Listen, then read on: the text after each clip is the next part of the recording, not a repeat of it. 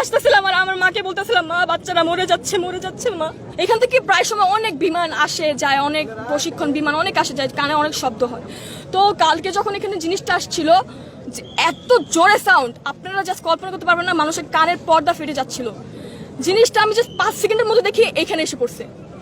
আমি জাস্ট কল্পনা আমি জাস্ট বুঝতেছিলাম না যে আমার কলেজটায় হচ্ছে কি। হঠাৎ করে দেখি বাচ্চাদের কলেজটা ফেটে, আগুন ফেটে এই উপরে উঠে আসছে। আমি বলতেছি এখানে তো অনেক বাচ্চারা আছে।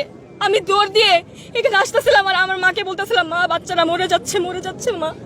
আমি এখানে এসে দেখি কিছু কিছু বাচ্চার পাটা ছড়ায় আছে, কিছু কিছু বাচ্চা মোরা দেহ ছড়ায় আছে অর্ধেক। আপনারা কি তাদের বাঁচায় আনতে পারবেন? তারা কি আর জীবনে তাদের মা বাবার কোলে আসতে পারবে? আপনারা বলেন।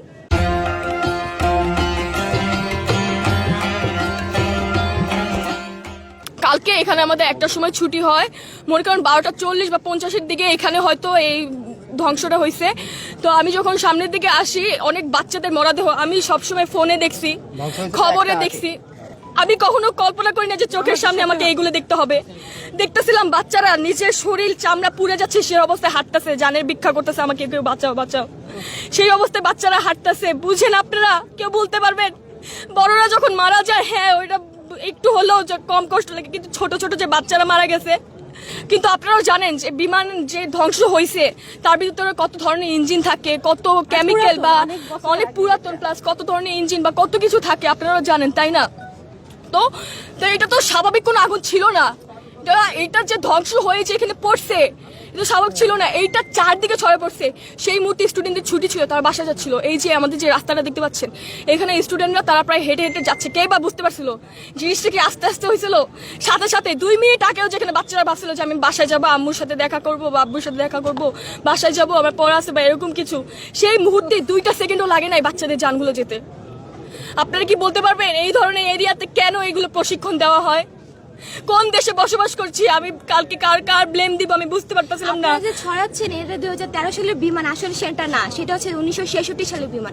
এত ফেক নিউজ কেন ছড়াচ্ছেন যে 19 থেকে 20 জন বাচ্চা মারা গিয়েছে, যেখানে হচ্ছে 200 জনের মতো বাচ্চা নিহত হয়েছে, আহত আরো অনেকে হয়েছে, এখনো নিখোঁজ অনেকে, অনেক মায়ের বুক খালি হয়েছে। সেটাই উত্তর কি আপনি দিতে পারবেন? যে বলছেন যে আমরা স্বাধীন বাংলাদেশ করেছি, সেই 2024 সালে 5ই আগস্ট আমরা স্বাধীন হয়েছি, আমরা কি এটার জন্য আন্দোলন করেছিলাম যে যেখানে বাচ্চাদের সেফটি? সরকার চেঞ্জ হয়েছিল, এগুলোর জন্য আমরা বলতে পারবেন সরকার কেন চেঞ্জ হয়েছে? তারা এত আধুনিক বাংলাদেশ তৈরি করতেছে। দাবি এই যে এই এত পুরানা বিমান দিয়া কেন এই ট্রেনিং গুলি করা, আর এই ট্রেনিং গুলি কেন এইসব জায়গা আনে? বাইরে এরিয়া আছে, দিনাজপুর আছে, পঞ্চগড় আছে, চিটাগাং আছে, এইসব জায়গা করাইতে পারে। এইসব জায়গা বাচ্চাদের উপরে কেন করলো এই জিনিসগুলি? মর্মান্তিক ঘটনা। আমার কান্দন, আমার চোখের পানি কালকে আমি ধরে রাখতে পারি না। যে মা বাপের কাছে বাচ্চা বলে আসছে যে আম্মু আমি স্কুলে যাচ্ছি, দুপুরে আমি এই জিনিসটা খাবো, সেই জিনিসটা আমি খাইতে পারি নাই।